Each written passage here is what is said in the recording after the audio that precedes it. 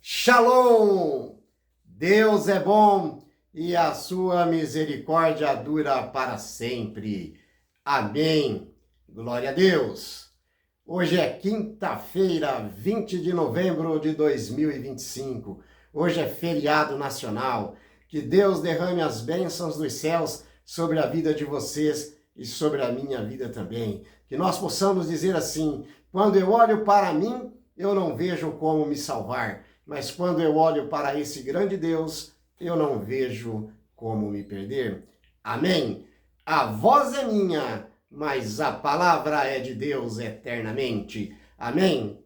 Hoje nós vamos falar sobre o livro de Eclesiastes. Eclesiastes fica no Velho Testamento, depois de Provérbios, escrito pelo sábio Salomão. Nós vamos falar sobre a vaidade da vida, vamos falar sobre a nossa mocidade, sobre a nossa velhice e sobre a nossa morte. Então, nós possamos refletir. Acompanhe comigo através aí das suas plataformas digitais, através da sua Bíblia física, né? Tudo é vaidade, diz o pregador, né? E vamos lá. Eclesiastes capítulo 1, verso 1 diz assim: palavra do pregador, filho de Davi, rei de Jerusalém. Então, Salomão era filho de Davi, né? Verso 2, vaidade e vaidades, diz o pregador. Vaidade de vaidades, tudo é vaidade. Que nós possamos refletir nas nossas vidas o que é vaidade para mim e que é vaidade para você. E colocar em primeiro lugar o nosso grande Deus, ok? O verso 3 diz assim: que proveito tem o homem de todo o seu trabalho com que se fadiga debaixo do sol? Né? Geração vai, geração vem, mas a terra permanece no mesmo lugar. Levanta-se o sol, põe-se o sol, volta ao seu lugar, onde ele nasce de novo, né? E nós estamos aqui neste mundo, passando por todas essas etapas da nossa vida, né? E aí o verso 6, né? Eclesiastes 1, verso 6 diz assim: o vento vai para o sul, né? E faz o seu giro para o norte. Volve-se e revolve-se na sua carreira e retorna ao seu circuito. É a nossa vida, né? Trazendo para nós hoje, a nossa vida ela é assim, ela é um giro. A nossa vida ela é um sopro. Estou agora falando com vocês e não sei daqui a pouco o que vai acontecer comigo. Então que nós possamos realmente deixar as vaidades desse mundo, né? E colocarmos o nosso grande Deus, né? Em primeiríssimo lugar em nossas vidas. Vamos então para Eclesiastes capítulo 2, verso 11, que diz assim: considerai todas as obras que fizeram minhas mãos, né? Perdão, não é considerai, é considerei todas as obras que fizeram minhas mãos, como também o trabalho que eu, com fadigas, havia feito, né? E eis que tudo era vaidade, e correr atrás do vento, né? Nenhum proveito havia. Nós precisamos do nosso trabalho para nos sustentar, para sustentar as nossas famílias. Mas tem gente, eu sei porque eu já fiz isso, que trabalha às vezes em 2, 3, 4 lugares, certo?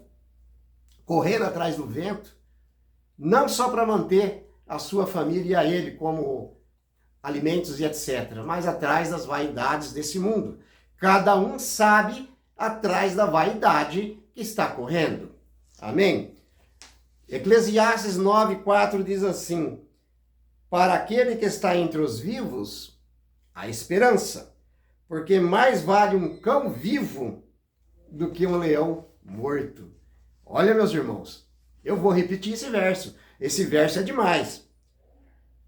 Eclesiastes 9:4. Para aquele que está entre os vivos, há esperança, né? Mais vale um cão vivo do que um leão morto. Amém? Que nós possamos, então, refletir nesta palavra, né? Vaidade de vaidade, diz o pregador, tudo é vaidade. Não adianta a gente correr atrás do vento, que a gente não vai alcançar. Não adianta a gente correr mais do que a nossa sombra, que ela vai nos acompanhar. Certo? Aí Eclesiastes 9, capítulo 9, verso 5 diz assim: porque os vivos sabem que hão de morrer, mas os mortos não sabem coisa nenhuma, e nem tampouco terão eles recompensa, porque a sua memória jaz no esquecimento. Então veja bem, nós vivos sabemos que vamos morrer, né? Porque os vivos sabem que vão morrer. Eu e você vamos morrer, certo? Mas vamos colocar aí um parágrafo. Feliz daquele que morre em Cristo Jesus. Porque a palavra de Deus diz assim: aquele que crê em mim, ainda que morra, viverá. Certo? Eu já sou idoso. Eu não sei se eu vou estar vivo quando Jesus voltar nas nuvens dos céus, porque ele vai voltar. Mas se ele não voltar, né, até o término da minha vida, eu vou passar pelo sono da morte, para acordar naquele dia, naquele grande dia. Então, eu vou voltar para o pó da terra. Você vai voltar para o pó da terra e a nossa memória jaz no esquecimento. Aí o verso 6 diz assim: amor, ódio, inveja, para eles, né, parte em coisa alguma do que se faz debaixo do sol. Então, nós temos que pedir perdão, nós temos que amar, certo? Nós temos que ser humildes, porque a sepultura está nos esperando, né? Muitas pessoas estarão vivas quando Jesus voltar, certo? E os mortos os mortos em Cristo Jesus ressuscitarão para a glória. Mas qualquer um que morra agora, seja salvo ou não seja salvo, vai dormir no pó da terra. Do pó a gente veio e do pó a gente vai voltar, certo? Eclesiastes 9:10, capítulo 9, verso 10 diz assim: tudo quanto te vier a mão para fazer, faze-o conforme as tuas forças, porque para o além, né, para a sepultura, para onde tu vais, não há obra, nem projetos, nem conhecimento e nem sabedoria alguma. Então, tudo que a gente tiver que fazer de bem, de bom, para a gente e para os nossos semelhantes, a gente tem que fazer agora, ok? Eclesiastes capítulo 12, verso 1. Lembra-te do teu Criador. Olha, eu vou até falar.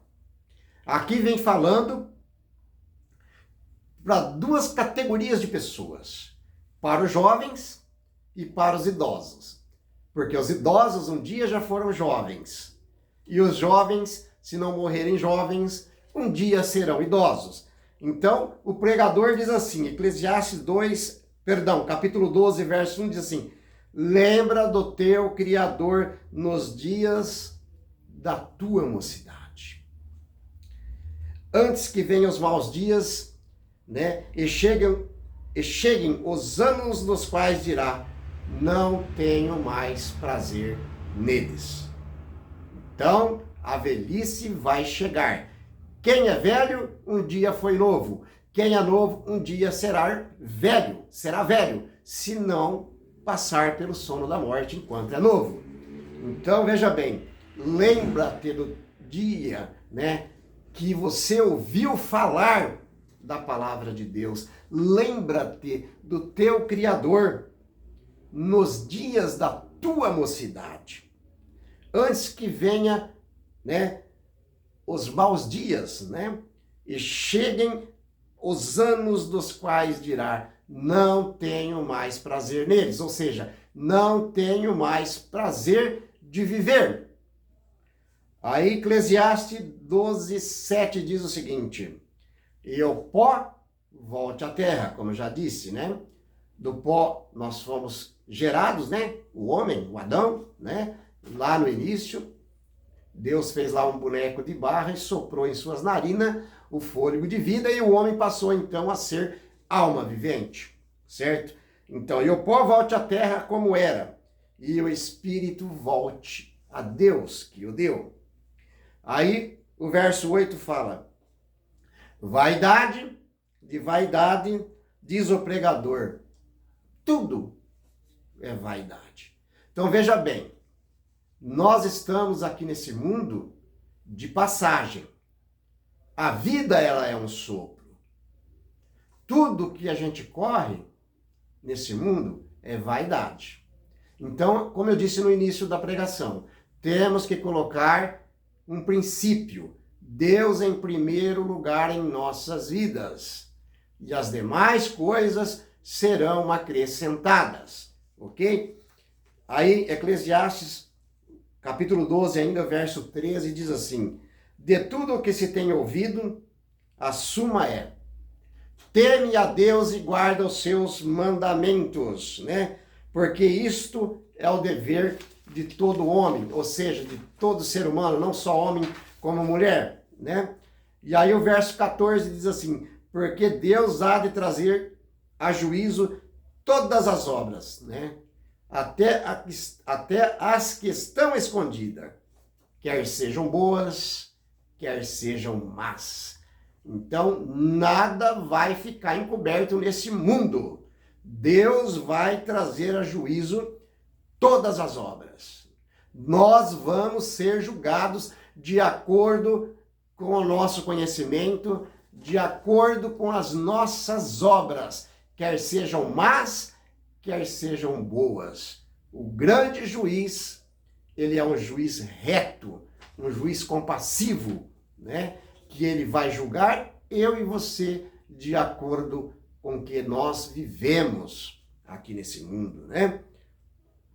Agora a gente vai lá para o Novo Testamento. Lucas 12, verso 2 diz assim, nada há encoberto que não venha a ser revelado, e oculto que não seja oculto. Então, tudo que nós fizermos aqui, um dia vai ser revelado. Eu posso esconder alguma coisa do meu semelhante, de uma pessoa como eu, de qualquer humano, eu posso esconder. Mas o olho de Deus tudo vê, e nós seremos julgados de acordo com as nossas obras, quer sejam más, quer sejam boas. O reto juiz naquele dia vai nos julgar. E que Deus derrame as bênçãos do céu sobre a vida de vocês e sobre a minha vida. Que nós possamos fazer a vontade de Deus para que o nosso julgamento, o veredito final do nosso julgamento, o nosso Deus diz assim, é o céu. Vinde, servo bom e fiel, entrai na posse do reino que está preparado para você e para mim desde a fundação do mundo. Oh, glória! Esse Deus é tão maravilhoso, né? Aí vamos voltar novamente para Eclesiastes, capítulo 12, verso 1, para a gente terminar. Lembra-te do teu Criador nos dias da tua mocidade, antes que venha os maus dias. E você diz assim, eu não tenho mais prazer neles. Então que você, meu irmãozinho, você, minha irmãzinha em Cristo Jesus, vocês que estão nos assistindo, que vocês possam refletir na palavra de Deus. Que nós possamos deixar as vaidades desse mundo. Todo mundo tem uma vaidade. A vaidade é vaidade, diz o pregador, né? Tudo é vaidade. Mas que nós possamos fazer a vontade do Pai, certo? Que se nós morrermos, que nós possamos morrer em Cristo Jesus, para que naquele grande dia a gente ressuscite para a glória. Amém? Feche os seus olhos e vamos orar. Grandioso eterno Deus, obrigado, meu Pai amado, por nos trazer esta palavra que o Senhor usou o seu filho, o sábio Salomão, filho do rei Davi, para trazer para a gente. Que nós, Pai, possamos refletir esta palavra, estas palavras, nos nossos corações e que possamos deixar a vaidade e as vaidades desse mundo, porque tudo é vaidade. E que possamos entregar realmente as nossas vidas em suas mãos e fazer a sua vontade, Pai. Em nome de Jesus, amém. Deus é bom e a sua misericórdia dura para sempre. Amém. Glória a Deus. Shalom.